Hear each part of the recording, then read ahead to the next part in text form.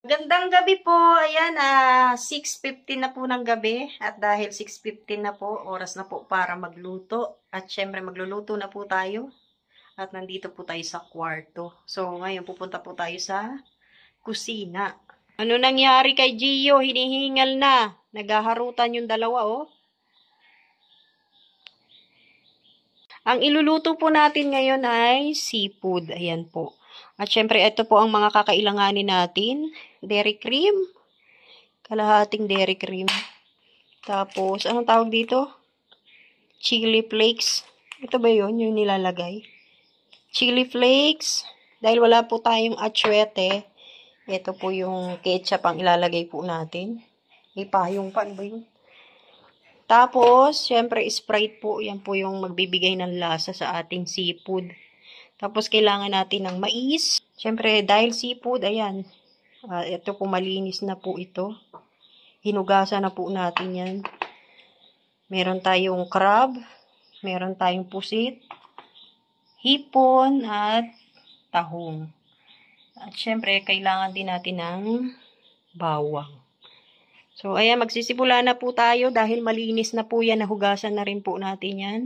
Ready na po yan. Ngayon, maghihiwa po tayo ng bawang na gagamitin po natin para po dito sa ating seafood. Siyempre, bago po tayo maghiwa, palalambutin na po muna natin yung mais. Yan, babalatan na muna natin yung mais at palalambutin na natin siya.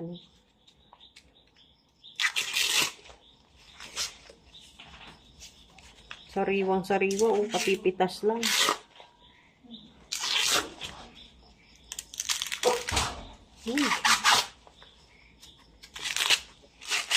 Ganda yun.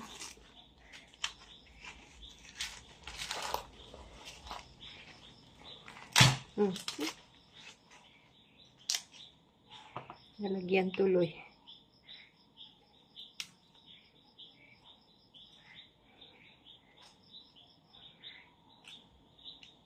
Ayan na.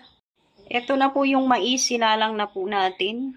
Tapos, i-steam naman natin yung mga seafood natin, no? Habang kumukulo siya, habang pinapalampot natin yung mais. Mamaya po, i-steam po natin pag kumulo na po yung tubig. Ayan po, habang inaantay natin kumulo yung ating pinapakuluan. Ito po, naghahanda na po tayo ng bawang kasi kailangan natin ng maraming bawang. Ito pong bawang hihiwain natin ng sobrang liliit. Ayan na, kumukulo na po yung ating mais. O yung muusok. Tapos, habang kumukulo po yung mais, ilalagay natin ito. I-steam po natin yung tahong. Ayan. Lahat po ng seafood natin, i-steam natin. Habang yung mais nasa ilalim. Ito na po yung bawang. Hindi na po natin hiniwa, no? Ganito po yung ginagawa. Ayan. So, diba? Ganyan po. Para hindi na po tayo naghihiwa. Ayaw na agad. Ano ba yun? Basta yan na po yung nagawa natin. Diyan po natin inaano. Yung anak ko yung naghihila na parang laruan. Buksan na po natin. Naku, ayan na po yung tahong. Bumuka na. So, tatanggalin po natin yan. So, ito na po yung tahong. Natanggal na natin. Itatabi po muna natin. Ito naman po ang ilalagay natin. Ayan, kung napapansin nyo, konti-konti lang po yung binili natin, no? Kasi susubukan pa lang po natin.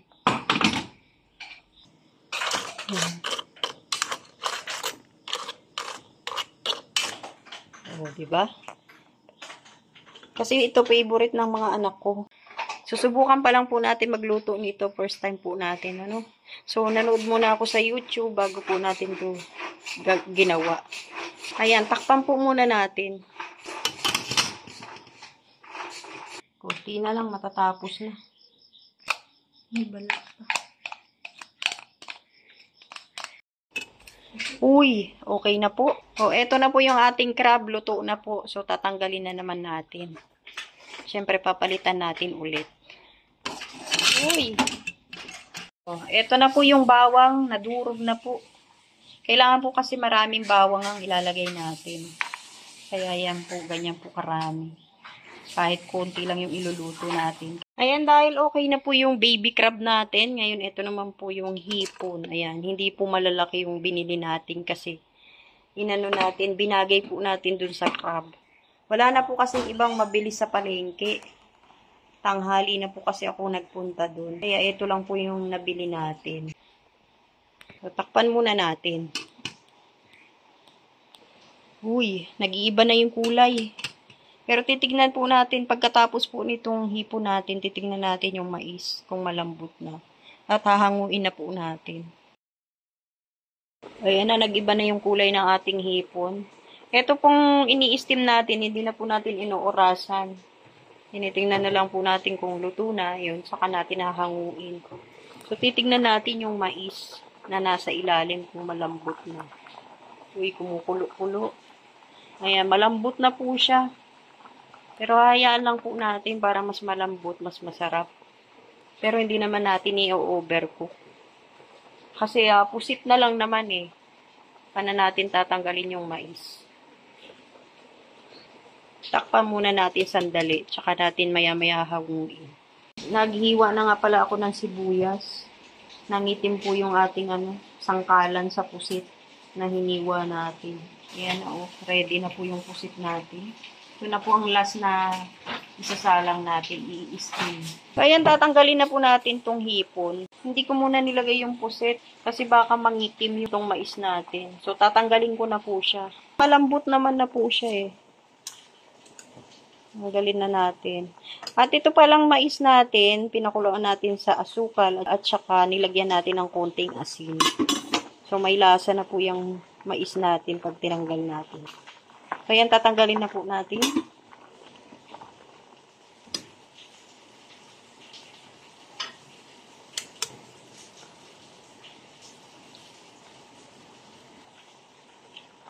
Manamis-namis na medyo may alat.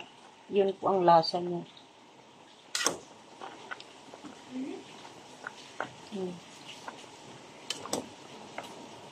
Ito na po, nahawi na natin yung mais. Malambot na po siya. At tinikman natin, matamis po siya na may konting alat. Ngayon, pwede na nating ilagay yung pusit. Tapos, ikalat natin.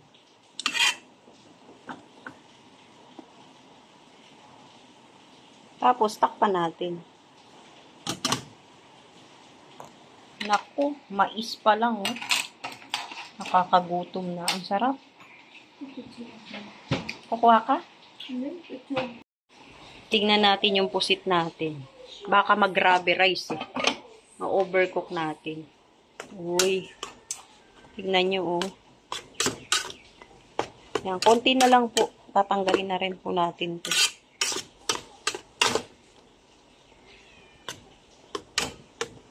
Oh. Kumakatas-katas na po ang kanyang itim na tinta. Uy, okay na yan. Papatay na po natin yung kalan. Ayan, ready na po yung ating iluluto. Handang-handa na po tayo dahil meron na tayong bawang sibuyas.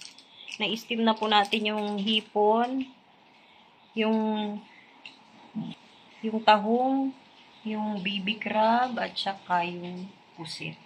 So, ayan na po. Ngayon naman po, dahil tapos na tayo mag-steam, magigisa na po tayo. Sisimulan na po natin ang pagluluto. Sandalian lang po to kasi mga luto na po yung seafood natin, tsaka yung mais. So, ayan na po yung kawali natin. Naka-ready na at mainit na. Ngayon, lalagyan na po natin siya ng mantika. Ayan, ito na po ang mantika.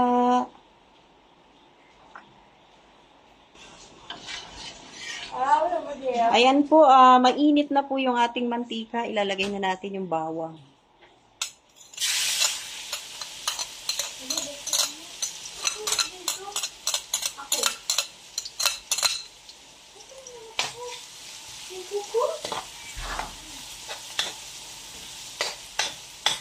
Ito pong bawang, kailangan mag-brown po siya, no? Hayaan lang muna natin siya hanggang sa mag-brown.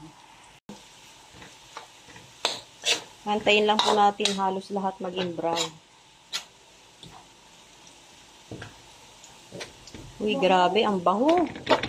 Ayan, brown na po yung ating bawang. Ngayon, tatanggalin po muna natin siya.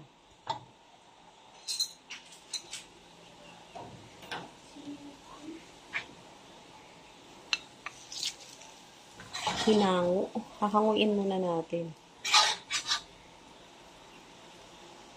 Tapos, ilagay na po natin yung sibuyas. Pinatay ko pala yung kalaw.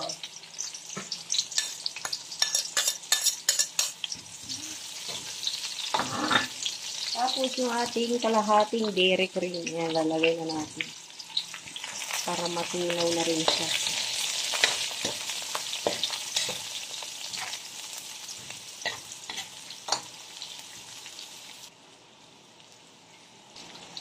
Ayan po, dinagdagan natin yung ating margarine. Ay, yung ating dairy cream. Oyster sauce. Tapos lagyan natin ng ng bawang syempre. Lagay natin yung bawang. Kasi nandiyan na yung sibuyas. Tapos lalagyan natin ng oyster sauce. Ayan. Pero hindi marami. Para mabalance yung lasa.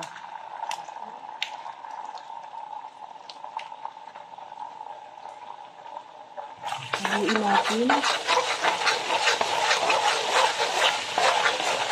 Tapos, lagyan natin ng ketchup kasi wala tayong atsuete.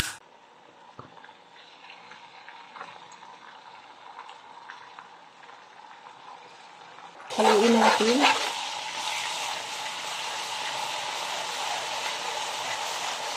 Uy, ang ganda ng kulay, oh.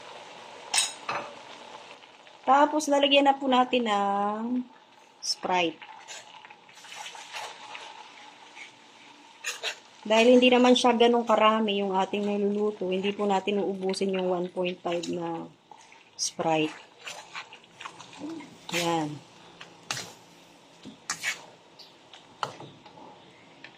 Tapos, titikman muna natin. Titikman ko muna kung ano na pong lasa. Matamis.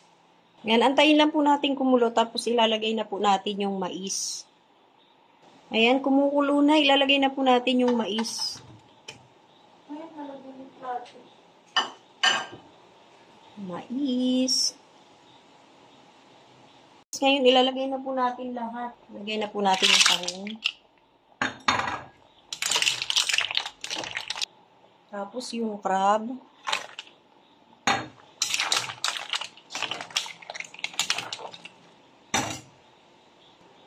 Yung hipon. At saka itong pusit.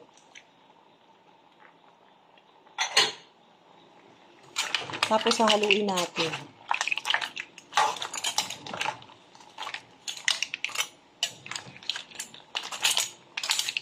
Yan na po. Lalagyan na lang po natin ng chili flakes. Hindi masyadong marami. Yan na. Okay na po yan. O, kainan na. Luto na po yung seafood natin. Haluin lang muna natin ang konti. Yan na po ang naging itsura niya.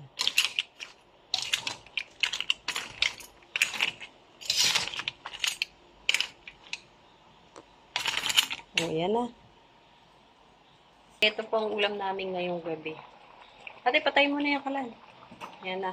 Okay na po yan. Kainan na. Ayan na po, kumakain na kami. Wow, ang dami ba? Harap. Masarap? Ikaw, ate? Harap. O, ayan, kainan na po. Kami lang po tatlo ang kakain dahil si Pure Health po ay wala. Iyo, kakain ka? Itong pusa na to, oh. Wala, nagpasukan na. Hoy, ikaw na lang kumakain. Anong luto tawag ito? Seafood. Ito ba yung binibili natin sa Raboni? Yan po Oo. yun. Ginaya ko. Pero ang wala dun sa Raboni, sa kanila tahong lang dito, sa iyo, luto mo, ang laman ay pusit. Nyek. Na may tahong. Di ba? Ang laman ng tahong ay pusit. Dalawa. So, eto na po yung naubos naming mag-iina. Ganyan po karami, di ba? Hindi ako hinintay. Kala ko kasi kakain ka na dun sa labas. So, kararating lang po ni Pure Health. Kaya siya na lang po yung kakain. Sarap pa. Nag-iisa na lang yung crab. Bakit? Ano ba sabi? Kunti lang kasi yan eh. Oh, yan. Salamat po sa lahat ng manunood. Sarap. Guys, sarap. Shoutout kay Ate Annie Haramilia. Kay Mr. PH, kay Ma'am Jasmine. Ayun po.